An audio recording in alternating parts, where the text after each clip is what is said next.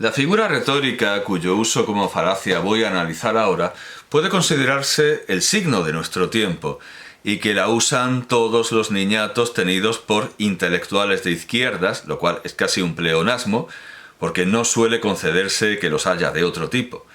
Voy a tomar, sin embargo, solo dos ejemplos que necesitan algo de presentación: Pablo Iglesias Turrión y Bernardino León. ¿Quién es Pablo Iglesias Turrión? En otro tiempo la respuesta habría podido ser más larga, pero ahora puede darse con todo el laconismo del mundo. Nadie.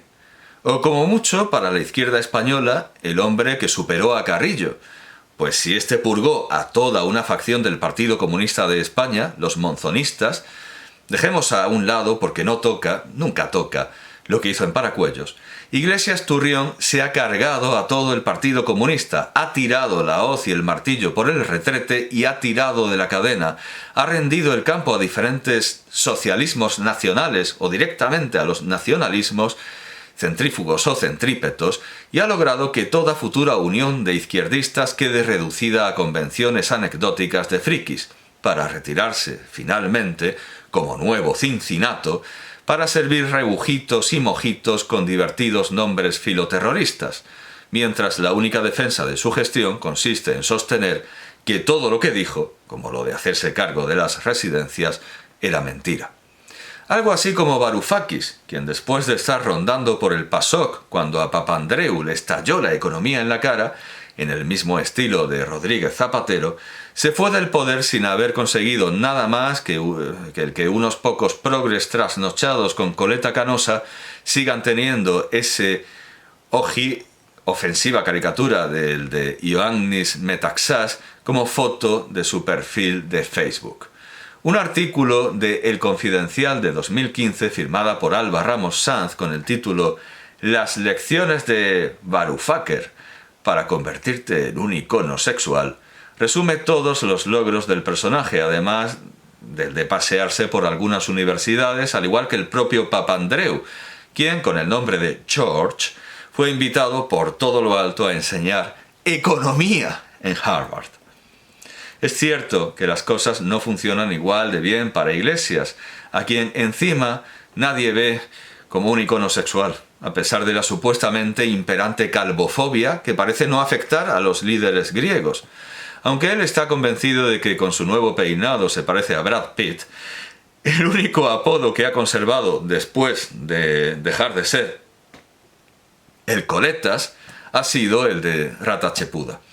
Harvard, en cambio, y voy a decir Harvard, y por supuesto que alguien me afeará la R, alguien me afeará la V, pero sí, en mi cabeza resuena lo de ese chiste tan frecuente en mi provincia. Vas a ir a Harvard, a Harvard V, a Jabal V, ¿verdad? Uno piensa en el castillo en el palacio de Jabal V en Jaén.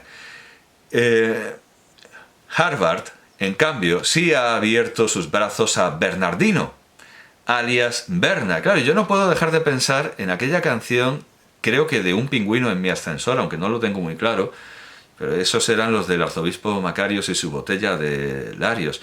Yo me acuerdo de eso de Rodolfino, me invita a comer langostinos, que puede ser incluso de las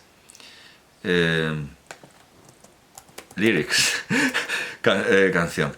Puede ser que no fuera Rodolfino, ¿cómo era? ¿Era Bernardino?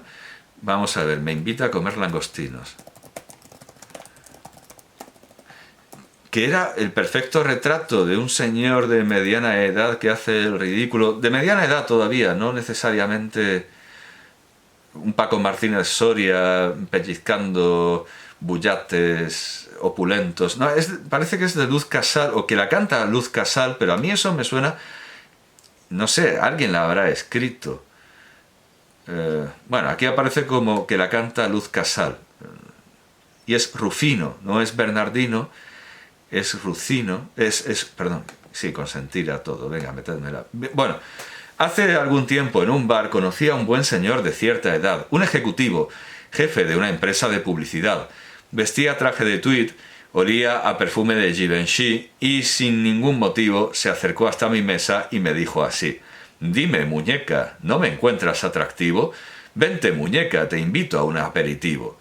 Rufino me lleva a jugar al casino, Rufino me invita a comer langostinos. Me gusta verle bailar con su baile de pingüino, por eso lo confundía con un pingüino en mi ascensor. Rufino es libertino, divino y superficial. Y es que todo esto encaja con Bernardino. Anoche lo encontré sentado en la terraza de un café, disfrazado de moderno, los años embutidos en un corsé. Bueno, lo de los años todavía no, pero todo se andará, o sea, quiero decir, bebiendo un daiquiri, oliendo a su eterno, supongo que dirán, ¿daiquiri?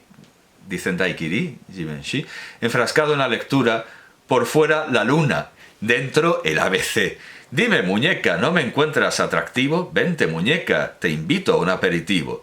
Rufino me lleva a jugar al casino, Rufino me invita a comer langostinos, me gusta verle bailar con su baile de pingüino.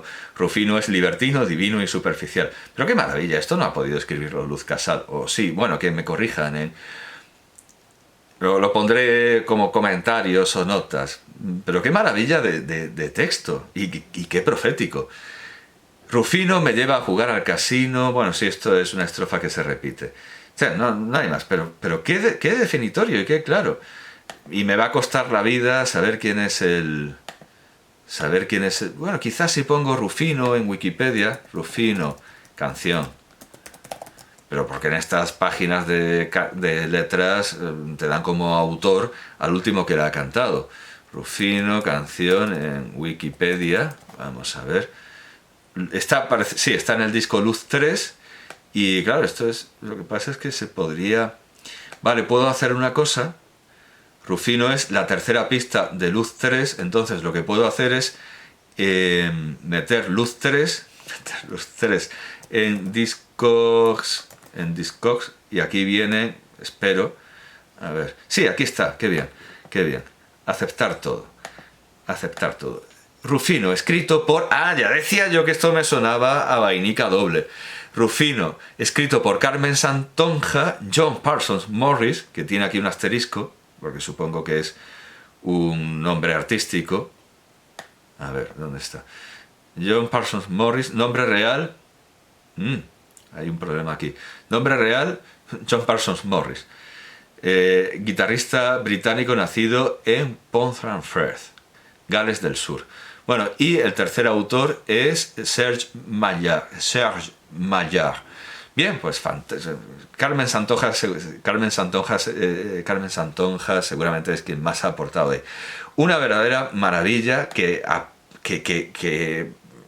se ajusta como un guante a Bernardino, alias Berna León Reyes, que como digo ha sido acogido por Harvard, también en contra de lo esperable, ya que sería más lógico que hubiera acogido a Iglesias en función de algún programa de atención a la diversidad, y no en cambio a alguien que porta todas las señales del privilegio como León, incluso la de ser rubio, porque los poderosos eligen a las mejores titis, a las mejores gachis, y ellos se las prefieren rubias. Y eso cuando aún estaba caliente la silla de Claudine Gay, que había llegado a rectora a pesar de tener poca obra, de ser esta poco interesante y además de estar casi en su integridad, por no decir en su integridad plagiada, solo por ser mujer, ser negra y, no restemos importancia a esto, por apellidarse Gay. Solo cabe compadecerse por la mala suerte de Pablo Iglesias, aunque la verdad es que se la merece. De las malas ideas de Iglesias da cuenta su tragicómico destino. Adentrémonos ahora un poco en las de Bernardino León, alias Berna, quien, a pesar de tener el típico cociente intelectual lalachús que caracteriza a los intelectuales de izquierdas, tiene mejores ángeles custodios. Teniéndolo todo, menos inteligencia, pero eso no le importa a nadie, como muy bien vio ya Descartes. Todo el mundo querría tener más dinero, tierras, fama, músculos, tetas, funcos, coches, salidas al mar, contactos, ropa, pero no más inteligencia. Pues teniéndolo todo, menos inteligencia, quiso también molar y parecer solidario y tolerante y bueno, de izquierdas en suma, y luchar contra los privilegios. Que la clase privilegiada es la única que ve mal los privilegios y hace algo por acabar con ellos, es algo evidente desde la época de los Gracos. Y que los que no tienen privilegios lo que quieren no es acabar con ellos, sino conseguirlos, quedó claro cuando Espartaco obligó a luchar como gladiadores a sus ciudadanos cautivos. También se vio cuando los jacobinos guillotinaron a muchos aristócratas y clérigos que habían sostenido antes que ellos los principios humanitarios de los que se apropiaron y que intentaron imponer de manera tan paradójica como la decapitación y la horca. El inventor de la palabra meritocracia, entendida como algo negativo, fue un aristócrata, el barón Young de Dartington, quien en su novela El ascenso de la meritocracia de 1958 planteaba el problema de qué méritos tienen quienes deciden lo que es meritorio. Sin embargo, la solución aportada por Bernardino León alias Berna contra el privilegio es, como era de esperar, tan necia que casi nos hacen comprender la decisión de los jacobinos de cerrar las universidades, si pueden salir de ellas semejantes engendros. Propuso que al llegar a los 18 años todos los ciudadanos recibieran 120.000 euros, medida que no me parece del todo desemejante a la de hacerlos luchar como gladiadores. No sé cómo alguien pueda creer en serio que semejante experimento con seres humanos sirva para acabar con los privilegios en lugar de fortalecerlos. Hasta las 238 mujeres nacidas en las islas de Cuba y Puerto Rico y residentes en esta capital de Barcelona, que a instancias, esto era una cita literal, que a instancias del círculo hispano ultramarino de esa ciudad firmaron el 8 de enero de 1873 una carta al presidente Ruiz Zorrilla contra la abolición de la esclavitud en Puerto Rico, me parecen más humanitarias que Bernardino León, alias Berna. Odiosas y todo, como demuestra ya el título del artículo de Martín Rodrigo y Alarilla, defendiendo el suave yugo de la mal llamada esclavitud, el Círculo Hispano Ultramarino de Barcelona, 1871-1880, sí, aquellas benévolas damas hablaban de la mal llamada esclavitud, las muy pájaras, la mal llamada esclavitud. Un artículo publicado por la revista Historia y Política del Centro de Estudios Políticos y Constitucionales, en 2023, 3 años y 3 meses después de habérselo enviado, según el propio autor, lo que creo que justifica bastante bien que yo hable directamente por aquí. La verdad es que en esa carta, estas damas no paraban, hablando en términos de los iletrados digitales de hoy, de soltar factos. Exponían que muchos labradores en la península vivían peor que algunos esclavos en las islas, lo cual era cierto, y afeaban cómo trataban algunos abolicionistas a sus criados, de lo que ya sí que no tengo pruebas.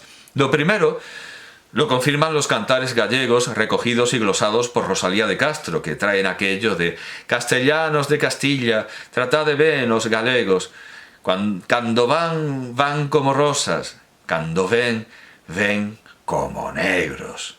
A lo que Salvador de Madariaga respondía que peor los trataban entonces los propios gallegos, si aún así los braceros tenían que irse con los castellanos.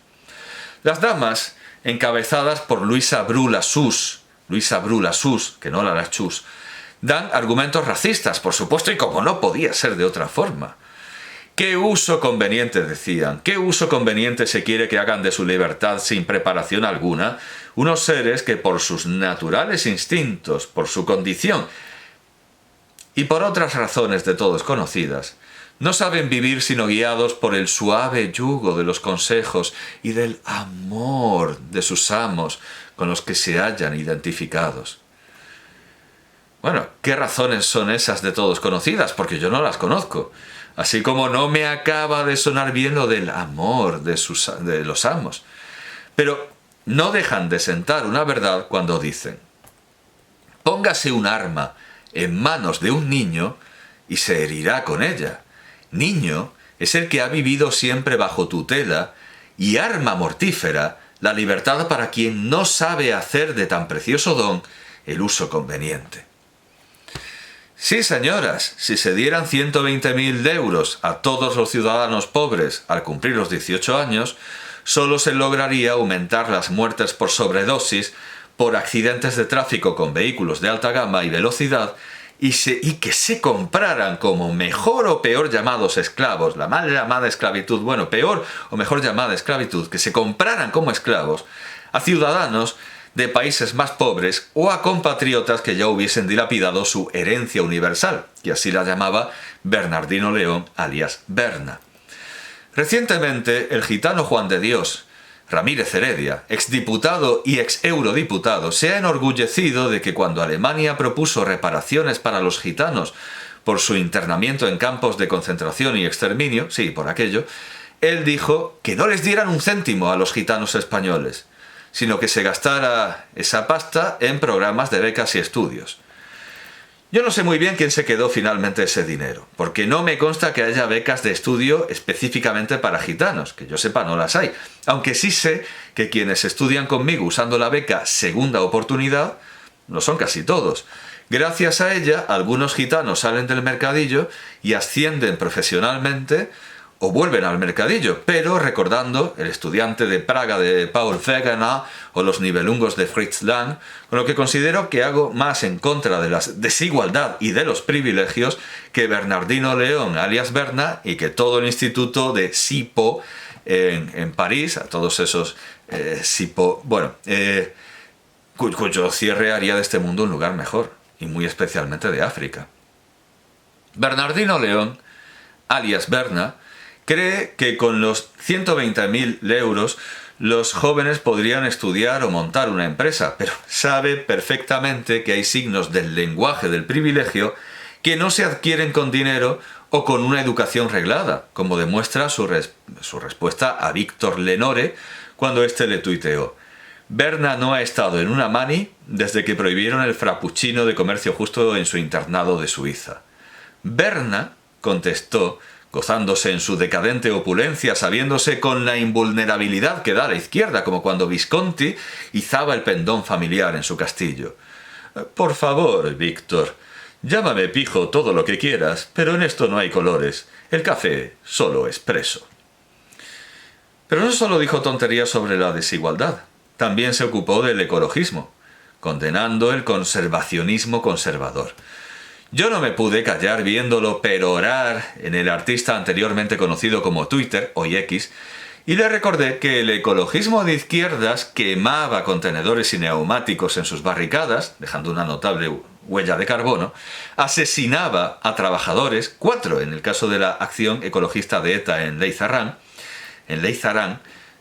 ¿cómo se dice en euskera? Bueno, ni me importa, en Leizarán, y antes de que me diera tiempo a nombrarle el mar de Aral, eso no lo pronuncian ni en euskera, ni en castellano, ni en inglés, ni en ninguna lengua de la izquierda. ¿Qué pasó con el mar de Aral, ecologistas de izquierdas? ¿Dónde está? ¿Dónde está el mar de Aral? Bueno, pues me escribió con el mismo tono, pero muchísima menos consideración que a Lenore. Caballero, por favor, proceda a liberar mi brazo, gracias. Por cierto, que habrá tenido una educación exquisita e internacional, pero se ve que habrá pasado tanto tiempo en el extranjero que en ningún país de esos tan molones como Francia, Estados Unidos, en ningún país le han dicho que el vocativo lleva coma y que también debería haber coma antes de gracias, porque es una yuxtaposición que lo requiere. No sé, a lo mejor alguien al que se supone tanta cultura debería gozar de este signo de elitismo que es la buena ortografía antes que el signo de conocer qué café hay que tomar.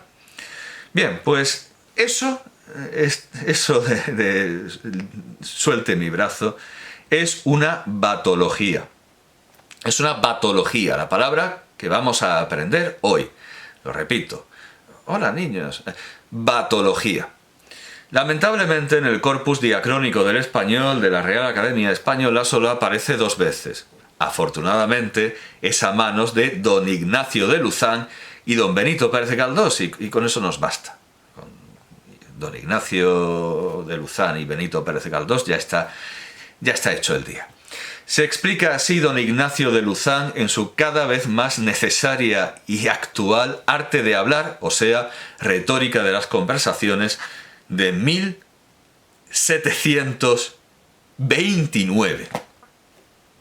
Se sabe ciertamente, por testimonio de varios autores, que en Roma, cuando era vivo el uso de la lengua latina, hubo escuelas de gramática y que los latinos la estudiaban, pero no del mismo modo que nosotros la estudiamos al presente. Aquellos, pues, aprendían en las escuelas no la lengua, que ya sabían, sino el buen uso de ella, la pulicía, la elegancia y la elección acertada de las mejores voces, como muy bien observa el docto señor Salvini en las anotaciones a la perfecta poesía del Muratori. La estudiaban, en suma, para acendrar más el mismo lenguaje, ya puro, que aprendían con la leche de las amas, en casa propia y en las conversaciones. Porque en esta misma práctica se pueden contraer algunos vicios. En este sentido, pues, digo yo que sería muy provechoso para hablar bien que los españoles estudiásemos la lengua española. Es verdad que nosotros no habemos menester de reglas gramaticales para hablar sin solecismos, y que en esto, como confiesa el citado Salvini, llevamos gran ventaja a los italianos, los cuales, si quieren hablar bien en su lengua, es preciso que estudien la gramática de ella y se conformen a las reglas del dialecto toscano, porque la común de Italia va llena de solecismos, especialmente en las conjugaciones. Comúnmente se dice por toda Italia amásimo, avessimo, scrisimo en el pretérito, en lugar de amammo, avemmo, scrivemmo. Y en el subjuntivo, amarésimo, averésimo, scriverésimo, en lugar de ameremmo, averemmo, scriveremmo. Y morse, volse, en lugar de mori y volle, etc. Nuestras declinaciones y conjugaciones son fijas e invariables. Por toda España se declina y conjuga de una manera. Todos decimos nosotros amamos en el pretérito, nosotros amaríamos en el subjuntivo, yo amaré, etc. Ante lo cual tendré que informar a don Ignacio que muchos de mis alumnos dicen amemos en el pretérito, con lo cual sí es necesario el estudio de las conjugaciones, aunque ya no vienen los programas.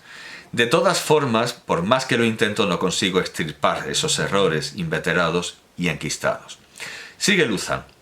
Pero dado que por esta razón parece ser inútil a nosotros el estudio de las reglas gramaticales, todavía el inquirir con atención la propiedad de los términos y la fuerza de las expresiones, el aprender a distinguir los modos de hablar altos, sublimes, nobles y elegantes de los bajos, humildes, plebeyos y groseros, ayudaría grandemente a formar un discreto y elocuente que hablaría, sí, con las palabras del vulgo, pero no con el modo del vulgo. Las palabras, pues, son comunes a todos. El uso y la aplicación de ellas es diverso en los doctos y discretos, y en los ignorantes y bozales. Aquellos, con su estudio en la pulideza y elegancia de la lengua, corrigen, enmiendan y pulen todo lo vicioso y defectuoso de esotros. Uno de los defectos más ordinarios en el vulgo, o por ignorancia o por falta de memoria, es el repetir inútilmente muchas veces una misma cosa con las mismas palabras.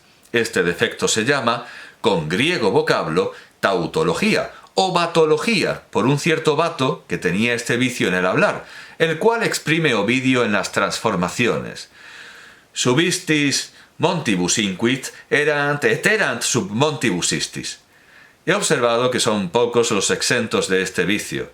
Unos repiten 1000 veces un mismo término, como lo de Don Quijote, la razón de la sinrazón que a mi razón se hace, etc. Y aquello, los altos cielos que de vuestra divinidad divinamente con las estrellas os fortifican y os hacen merecedora del merecimiento que merece la vuestra grandeza. Otros repiten el mismo sentido con las mismas palabras. Estando como digo, en Barcelona, estando pues, como digo, en Barcelona, y no nos arrancarán de este atolladero 4 pares de bueyes. Entre tanto, el pobre oyente está padeciendo un terrible martirio, esperando con ansia que la memoria sugiera a su tormentador los términos para pasar adelante y proseguir su discurso empezado. Y en verdad, como el deseo y la curiosidad natural sea retardada con volver atrás tantas veces y con la enfadosa música de replicar tanto una misma cosa y una misma palabra, no es exageración el decir que causa congoja tras sudor y desmayo como lo probó Madonna Oretta del Boccaccio. Benito Pérez Galdós, en Mendizábal, escribe: no siempre hablaba de lo mismo, aunque era muy dado a la repetición de conceptos, vicio que los retóricos llaman batología. ¿No saben? Se suprimen las cartas de seguridad, esa rémora, señores, para la gente honrada que tiene que viajar de un punto a otro. Yo soy partidario de que se corten abusos. Los que han viajado por el extranjero nos dicen que estamos en el siglo XV y, francamente, yo quiero pertenecer a mi siglo. Seamos todos de nuestro siglo, entrando por el aro de las grandes reformas. Otra de las buenas noticias es que se suprimen las pruebas de nobleza para ingresar en los establecimientos científicos. Ora civiles, ora militares. Realmente semejante ranciedad era un resabio de la Edad Media. Ábrase la enseñanza para todo el mundo y dese al mérito ancho campo. ¡Abajo la Edad Media!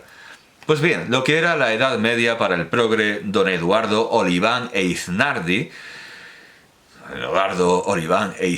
el personaje galdosiano, lo son ahora para sus degenerados descendientes.